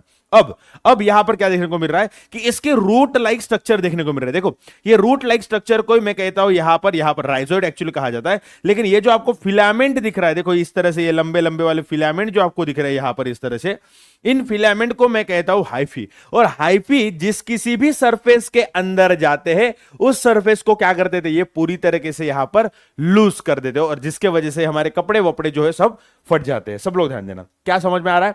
माइक्रोस्कोपिक स्ट्रक्चर ऑफ फंगी, देखो microscopic structure of fungi are present in the air. Okay. तो मतलब ये क्या होता है, माइक्रोस्कोपी स्पोर्स. ठीक है. तो माइक्रोस्कोपी स्पोर जो होते हैं, जो क्या करते हैं, असेक्सुअल रिप्रोडक्शन करते हैं, वो एयर के अंदर प्रेजेंट होते हैं. If there is a sufficient moisture, spore germinate on the cotton fabric. ठीक है. तो ये कपड़े के ऊपर भी हो सकता है, गनी बैग के ऊपर भी हो सकता है, लेदर के ऊपर, वुडन आइटम्स के ऊपर, बहुत सारी जगह पर, मतलब जहां जहां पर इसको खाने के लिए है ना, जहां जहां पर. आता तुम्ही जर बघितलं असेल दगडावर, कधी तुम्हाला काय म्हणतात, दगडावर जे आहे तुम्हाला कधी फंगस ग्रो होताना दिसलं नसेल, है ना. प्लास्टिकचा जो काही सबस्टन्स असतो, प्लास्टिकच्या सबस्टन्सवर तुम्हाला फंगल कधी ग्रो होताना दिसलं नसेल, कारण त्यामधून त्या खाण्यासाठी काही गोष्टी भेटणारच नाही. बरोबर आहे.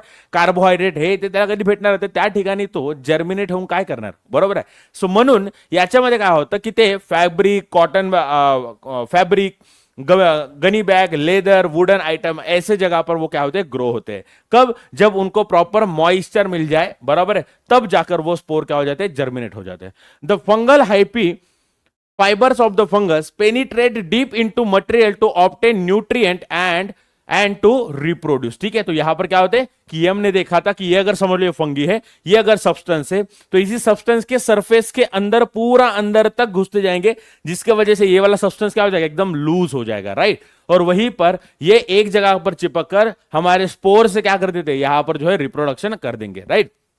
This cause the material to wear and become a weak, बरोबर आहे। तो ये काय हो जातं, एकदम असं म्हणतं ना आपण, त्याला काय होतं, पूर्णपणे खुजून जातो, राइट।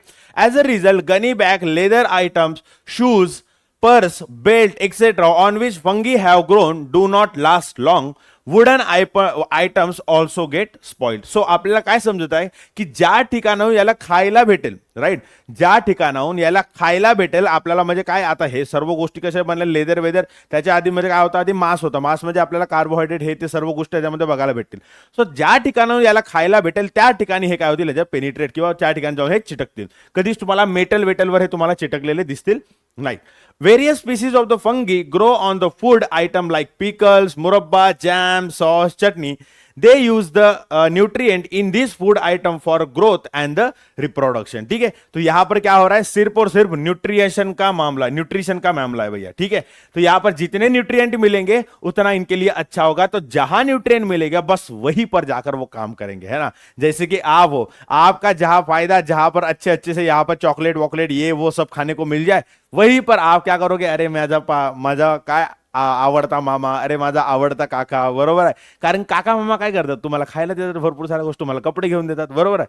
भले ही ये भी वैसे है, सेल्फिश ही है वैसे, ठीक है। चलो, during this activity fungi release mycotoxin. समझ लो, अब क्या होता है कि जब यहां पर ये फंगी यहां पर जब ग्रो होते हैं सब्सटेंस के ऊपर, तो यहां पर वो क्या करते, केमिकल रिलीज करते, इस तरह से एक केमिकल रिलीज करते इस तरह से। ठीक है, इस केमिकल को मैं कहता हूं माइकोटॉक्सिन। ठीक है, अब टॉक्सिन तो पता है, कोई भी केमिकल जो क्या करेगा, हमें हार्म पहुंचाएगा। लेकिन माइको का मतलब क्या होता है, माइको का मतलब कभी भी याद रखना कि ये होते हैं हमारे फंगस के बारे में बोला जाता है। तो फंगस ने तैयार किया हुआ toxin, that's why it is called as a mycotoxin. तो ये जो होता है केमिकल रिलीज करते हैं, जिसको हम माइकोटॉक्सिन्स कहते हैं। ठीक है, एक केमिकल में बहुत सारे हो सकते हैं, अलग अलग वेराइटी के, जिसके वजह से हमें क्या हो सकता है, इन्फेक्शन हो सकता है। Certain poison chemical into the food and thus food become a poisonous, hence the food on which fungi have grown cannot be eaten। तो ठीक है, सो आता दिवाळी येणार आहे, दिवाळीमध्ये काय करणार आहेत, मम्मी वगैरे काय करणार आहे, याच्यामध्ये लाडू वगैरे बनवणार, राईट।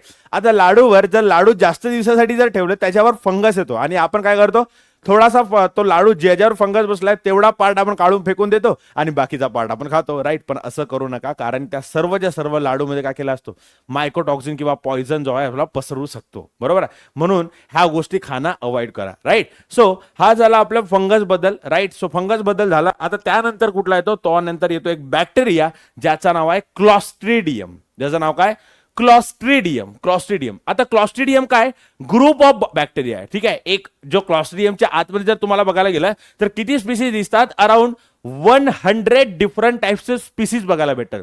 फॉर एक्झाम्पल क्लॉस्ट्रिडियम टिटॅनी, ज्याच्यामुळे काय होतो, टिटॅनस होतो। क्लॉस्ट्रिडियम परफिन्जेन्स, याच्यामुळे काय होतो, डायरिया होतो, स्टमक पेन होतो। त्यानंतर क्लॉस्ट्रिडियम बोटुलिनम, तर बोटुलिनम मध्ये काय होतं, फूड पॉइझन वगैरे होऊ शकतं आपल्याला। आणि त्यानंतर क्लॉस्ट्रिडियम डिफिसिल, तर याच्यामुळे काय होतं, इन्फ्लामेशन ऑफ कोलन काय आपला एक इंटेस्टाईनचा जो आहे एक पार्ट आहे, लार्ज इंटेस्टाईनचा एक पार्ट असतो, त्याला म्हणतो कोलन। त्या कोलन मध्ये काय होऊ शकतो, इन्फेक्शन होऊ शकतो। तर तुम्हाला इन शॉर्ट एवढं माहिती आहे की हे सर्व बॉडीच्या आतमध्ये राहणार आहे, ज्यांच्यामुळे आपल्याला भरपूर सारे गोष्टी होऊ शकतात, म्हणजे भरपूर सारे हजार्ड आपल्याला पोहोचू शकतात, राइट। अब ये जो क्लॉस्ट्रिडियम है सिर्फ और सिर्फ बॉडी के अंदर ही नहीं रहता, ये हमारे सॉइल के अंदर भी आराम से अकेले में रह सकता है। ठीक है, तो सबसे पहले देखते हैं क्लॉस्ट्रिडियम क्या है। आप अगर देखोगे, sometimes case of food poisoning occur during community feast, how does the food become poison all of the sudden. तो आपने देखा होगा कि कभी कभी न्यूज में सुना होगा कि एक साथ ही 100 लोगों को फूड पॉइजनिंग हो गई, राइट। किसी जगह पर खाने गए और वहां पर फूड पॉइजनिंग हो गई। ये क्यों हुआ? क्योंकि उसके अंदर कुछ कुछ हमारे माइक्रोब्स उन्होंने क्या कर दिया भैया, कब्जा बना लिया, है ना। अगर समझो किसी किसी एक इंसान को, वहां पर जो खाना बना रहा है, किसी एक इंसान को समझ लो कि यहां पर एक माइक्रो ऑर्गेनिज्म का इन्फेक्शन हो चुका है। अब उसने क्या कर दिया, उसने जो है यहां पर मुंह को हाथ लगा लिया, नाक वाक को हाथ लगाया और वही हाथों से उसने खाना बनाया। अब खाना बनाने के बाद क्या होगा कि उसके हाथों में जो बैक्टीरिया थे वो सारे के सारे किस में चले गए, फूड के अंदर चले गए, और इसी वजह से आपका फूड कंटेमिनेटेड हो गया और एक साथ यहां पर 100, 200, 1000 लोग भी यहां पर कंटेमिनेटेड हो सकते हैं, राइट। ओके, देखो, the bacteria which spoil cook food is the Clostridium. ठीक है, तो वो कौन सा होता है, क्लॉस्ट्रीडियम बैक्टीरिया होता है। Out of about 100 different species of this bacterium, some are free living. Free living मतलब क्या हो गए, वो किसी के ऊपर डिपेंडेंट नहीं होंगे, और whereas some live in the alimentary canal of a human. ठीक है, तो ह्यूमन के भी एलिमेंट्री कैनाल यानी कि डाइजेस्टिव सिस्टम के अंदर वो यहां पर पलते हैं, right, and other animals. This bacteria are rod shape. तो सबसे पहला इसका शेप कैसा है बेटा, एकदम रॉड शेप है, बिल्कुल ठीक है, okay. And produce bottle shape endospore in the adverse condition. और ये बॉटल स्पोर मतलब क्या होता है, बॉटल शेप एंडोस्पोर कैसे होते हैं समझ लो। अब मेरे पास अगर ये बैक्टीरिया है, अगर मेरे पास ये रॉड शेप बैक्टीरिया यहां पर, ये मेरे पास रॉड शेप बैक्टीरिया, अरे रॉड शेप कैसे हो गया ये भैया, है ना, देखो ये मेरे साथ ऐसे रॉड शेप ऐसे बैक्टीरिया है। अब इसके अंदर क्या होता है, जब एडवर्स कंडीशन बनती है तो ये क्या कर लेता है, ये जो है ना खुद को एकदम ऐसे कॉम्प्रेस कर लेता है और खुद के अंदर इसका मल्टीप्लिकेशन कर देता है। तो एक स्ट्रक्चर बनता है। स्ट्रक्चर कैसे बनता है, एक स्ट्रक्चर कुछ तो भी इस तरह से एक स्ट्रक्चर बनता है, समझ लो, कुछ तो भी इस तरह से एक स्ट्रक्चर बनता है जिसके अंदर एक प्रोटेक्टिव मेम्ब्रेन होती है, और इसको मैं कहता हूं एंडोस्पोर। ठीक है, एंडोस्पोर के अंदर क्या होता है कि ये खुद के ऊपर एक कवरिंग बना लेता है, और कवरिंग के अंदर ये चुपके यहां पर बिल्कुल शांति से यहां पर बैठा रहता है। ठीक है, ताकि जब ये एडवर्स कंडीशन मतलब क्या बेटा, अनफेवरेबल कंडीशन, है ना। जैसे कि समझ लो यहां पर आपको ठंडी आराम से चल जाएगी, है ना, ठंड का मौसम आराम से चल जाएगा, लेकिन जैसे ही यहां पर समर स्टार्ट होता है तो आपके बहुत ज्यादा पसीने छूटने लगते हैं, आपको बहुत अनकंफर्टेबल फील होता है। तो जो ये आपको अनकंफर्टेबल हो रहा है, क्यों हो रहा है, क्योंकि आजू बाजू का टेम्परेचर बहुत बढ़ गया। तो ये टेम्परेचर बढ़ना आपके लिए अनफेवरेबल कंडीशन है। वैसे ही हमारे बैक्टीरिया के लिए भी बहुत सारे अनकंफर्टेबल यहां पर मतलब सिचुएशन आ सकते हैं, जैसे कि आजू बाजू में यहां पर इसको मारने के लिए समझ लो किसी ने एंटीबायोटिक डाल दी, समझ लो यहां पर क्या हो गया, फूड की कमी मिल गई, समझ लो यहां पर टेम्परेचर बहुत ज्यादा बढ़ गया। तो ये सारी की सारी कंडीशन कैसे, अनफेवरेबल कंडीशन है, एडवर्स कंडीशन है। उस कंडीशन में ये क्या कर देता है, ये खुद के ऊपर ऐसे चादर ढक लेता है और आराम से बैठा रहता है कि जब तक ये एडवर्स कंडीशन चली ना जाए और फेवरेबल कंडीशन आ ना जाए, तब तक जो मैं क्या करूंगा, यहां पर चुपके से बैठा रहूंगा, राइट। ओके, हाँ, adverse condition. One special characteristic of this bacteria is that they can not withstand the normal oxygen level. यानी कि क्या, कि ये ऑक्सीजन के यहां पर प्रेजेंस में ये जी नहीं सकते। अब ऑक्सीजन इनके मतलब ऑक्सीजन के प्रेजेंस में ये जी नहीं सकते, इसका मतलब क्या हो जाएगा कि ये क्या हो जाएंगे, हमारे एनारोबिक बैक्टीरिया हो जाएंगे। जो क्या करेंगे, इनको ऑक्सीजन, क्योंकि अगर ये ऑक्सीजन के कांटेक्ट में आ जाएंगे तो यहां पर क्या हो जाए, ये तड़प तड़प के मर जाते हैं। ये ऑक्सीजन के अगर कांटेक्ट में आ जाएंगे तो ये तड़प तड़प के मरेंगे, क्योंकि इनके एंजाइम उनका ऑक्सीडेशन हो जाता है, और ऑक्सीडेशन होने की वजह से इनके एंजाइम जो होते हैं पूरे के पूरे काम करना बंद कर देते हैं, और उसी की वजह से ये मर जाते हैं, राइट। अब आपल्यापाशी याच्यामध्ये काय केलंय, याच्यामध्ये 3-4 जे आहेत आपल्या क्लॉस्ट्रिडियमच्या याच्यामध्ये स्पीसीज दिलेले आहेत, बरोबर। आता बुक मध्ये दिलेलं नाहीये तुमच्या की कुठल्या याच्यामुळे काय होतं, पण मी तुम्हाला लिहून देतो, ठीक आहे।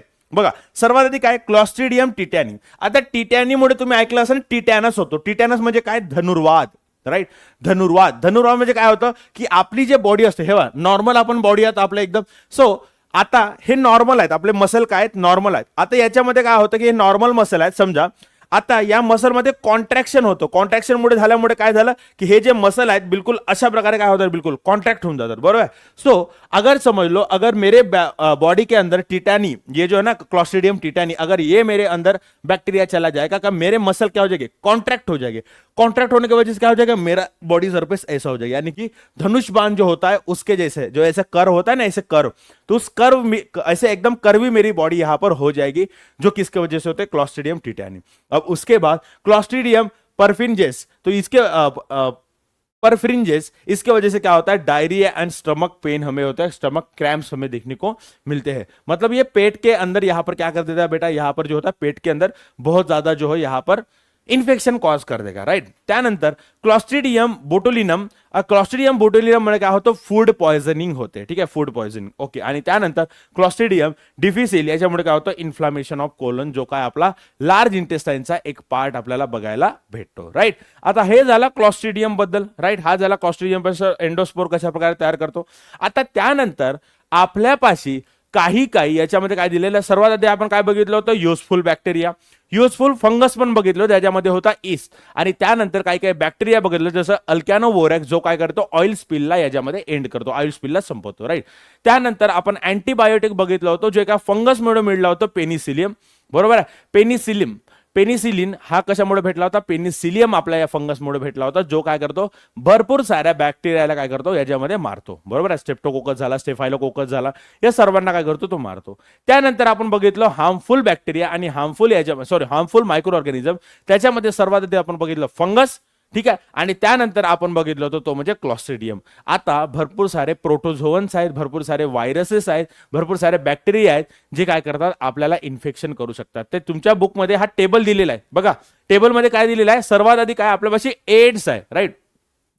तो एड्स हा कुठल्या व्हायरसमुळे होतो, एड्स कशामुळे होतो, व्हायरसमुळे होतो. आपला HIV व्हायरस असतो. या HIV व्हायरसमुळे काय होतं, आपल्याला जो ह्युमन इन्फ्लुएन्झा व्हायरस असतो, याच्यामुळे काय होतं की आपल्याला जो आहे याच्यामध्ये आपल्याला एड्स होतो. राईट. तो एड्स ट्रान्सफर कसा होऊ शकतो, की एका व्यक्तीपासून दुसऱ्या व्यक्तीला एड्स होतो कसा, सर्वजण लक्ष द्या. याच्यामध्ये काय होतं की through blood and semen of the infected person. तो सीमेन मतलब क्या होता है, स्पर्म होता है, समझ लो, स्पर्म्स. ठीक है. स्पर्म प्लस और ग्लैंडुलर फ्लूइड होता है, लेकिन आप इतना ही समझ लो, स्पर्म होता है. ठीक है.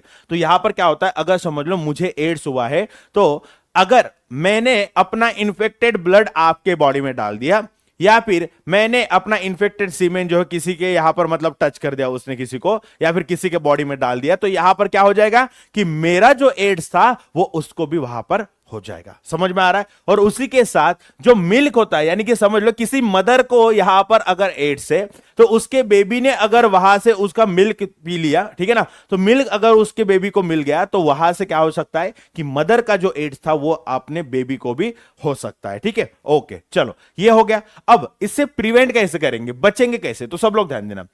Safe sexual contact. ठीक है. यानी क्या होगा, यहां पर किसी भी मल्टीपल पार्टनर के साथ ये जो सेक्सुअल कांटेक्ट होता है वो अवॉइड करना है. उसके बाद avoid reuse of the needles and the injection. यानी कि समझ लो, अगर किसी पर्सन के मतलब पर्सन को अगर समझ लो किसी ने यहां पर नीडल से जो है यहां पर इंजेक्शन से जो है यहां पर इंजेक्शन मतलब ड्रग्स दिया था. राइट. अब वही इंजेक्शन लेकर आपने अगर मेरे बॉडी में अगर डाल दिया, तो हो सकता है अगर उसको एड्स है तो मुझे भी वो एड्स हो सकता है. राइट. तो ऐसी चीजें हमें नहीं करनी है.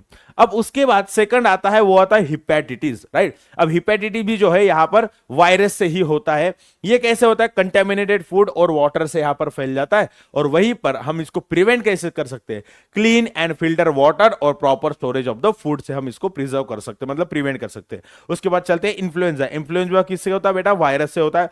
Contact with the infected person. अब इसको प्रिवेंट कैसे करेंगे, personal hygiene and avoiding contact with the infected person. कुछ भी नहीं दिया गया है ना, बहुत इजी है अगर ध्यान दोगे तो. ठीक है. त्यानंतर येतो measles and the chicken pox. तो मीजल आणि चिकन पॉक्स मध्ये काय होतं माहिती आहे का, की पर्सनच्या बॉडीवर असे छोटे छोटे फोड़ा यायला लागतात. बरोबर है ना. तो पर्सन के बॉडी के ऊपर छोटे छोटे ऐसे लेजन्स आने लगते हैं, छोटे छोटे यहां पर ऐसे, है ना. ये तो हो गया चिकन पॉक्स के अंदर. अब मीजल्स के अंदर ऐसे रैशेस आने लगते हैं रेड रेड कलर के. चिकन पॉक्स और मीजल देखोगे तो आइडेंटिफाई कर पाओगे कि मीजल्स के ऊपर बहुत ऐसे छोटे छोटे ऐसे आते, मीजल्स ये आते, क्या कहूंगा इसको कि क्या लेजेंड्स आते हैं, वेयर एज हमारे चिकन पॉक्स के ऊपर यहां पर बहुत बड़े बड़े लेजेंड्स आते हैं और मीजल्स के अंदर बहुत छोटे छोटे आते हैं, राइट। ओके, ये किससे होता है बेटा? वायरस से ही होता है, right. Contact with the infected person, अगर मुझे है और आपने छू लिया तो आपको भी हो जाएगा। इसके ऊपर मतलब प्रिवेंशन क्या है? वैक्सीन लो, अनकंट्रोल कंटेमिनेटेड अनकंटेमिनेटेड वाटर खाओ और क्लीन यहां वाटर पियो और क्लीन फूड यहां पर खाते जाओ, राइट। त्यानंतर येतो bird flu, right. Bird flu किंवा स्वाईन फ्लू, तर हे कुणामुळे होतात? आपल्याला बघायला गेलं तर बर्ड्समुळे होतात, राईट। सो मी काय करणार, हा व्हायरल इन्फेक्शन आहे, right. Contact with the infected birds and the animals, यांच्यापासून मी काय राहणार? दूर राहणार, okay. Personal hygiene and proper cooked meal, ठीक आहे। सो आपल्याला आता माहिती नाहीये की कुठल्या पण चिकनला जर त्यामध्ये स्वाईन फ्लू झालाय, मला माहिती नाही की त्यांना कसं झालाय नाही झालाय, तर मी काय करतो की जर मी ते चिकन आणली आहे तर काय करा की त्याला जो आहे एकदम चांगल्या प्रॉपरली धुवून घ्या, त्याला प्रॉपरली त्याला कुक करा, जेणेकरून त्यामधला जो व्हायरस आहे तो व्हायरस मरून झाला।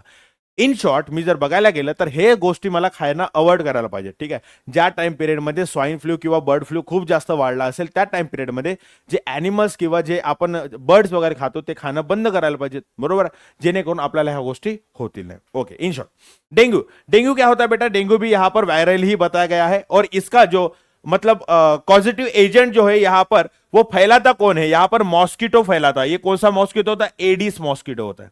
ये कौन सा होता है बेटा? Aedes mosquito. और इस एडिस मॉस्किटो की वजह से, उसके बाइट करने की वजह से हमें जो है यहाँ पर क्या हो सकता है बेटा? यहाँ पर डेंगू हो सकता है, ठीक है। मॉस्किटो क्या है? सिर्फ और सिर्फ वेक्टर, वेक्टर वेक्टर म्हणजे काय? पोस्टमॅन, जो एका ठिकाणाहून डेंग्यूचा व्हायरस उचलणार दुसऱ्या ठिकाणी नेऊन पोहोचणार, ठीक आहे। मलेरिया त्याच प्रकारे आपल्याला एनाफिलिस मॉस्किटोमुळे होतं, पण मलेरिया हा मॉस्किटोमुळे नाही होत। आपल्यामध्ये प्रोटोझोआ असतो प्लाझ्मोडियम, त्या प्लाझ्मोडियम प्रोटोझोआन एका बॉडीमधून दुसऱ्या बॉडीमध्ये जातो, पण याला घेऊन जाण्यासाठी कोण असतो? आपला मॉस्किटो काम करतो, right. Okay, cleanliness of the surrounding preventing the stagnation of the water and mosquito control. Stagnation म्हणजे काय? की पाण्याला स्थिर राहू नका देऊ, वाहता पाणी ठेवलं तर त्याच्यामध्ये हे जे आहेत त्यांचे लार्वा म्हणजे काय आपलं काय म्हणतात याच्यामध्ये जे डेंग्यूचे जे लार्वा वगैरे आहेत ते काय होणार याच्यामध्ये मूव्ह होणार नाही।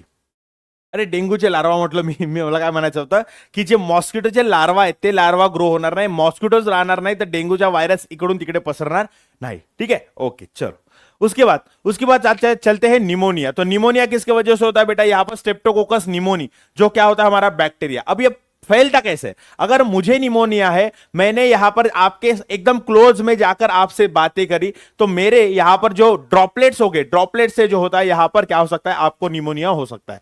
Droplet spread in the air by the infected person. अब इसको प्रिवेंट कैसे करें? तो यहां पर वैक्सीन होती है, वैक्सीन के जो हेल्प से जो होगा हम इसको प्रिवेंट कर सकते हैं, और उसके साथ avoiding contact with the infected person. उसके बाद यहां पर लेप्रेसी होता है, ठीक है। यहां पर माइकोबैक्टीरियम लेप्री, ये क्या होता है? हमारे पास बैक्टीरिया होता है, इसके वजह से हमें लेप्रेसी म्हणजे आपण मराठीत त्याला कुष्ठरोग म्हणतो, बरं।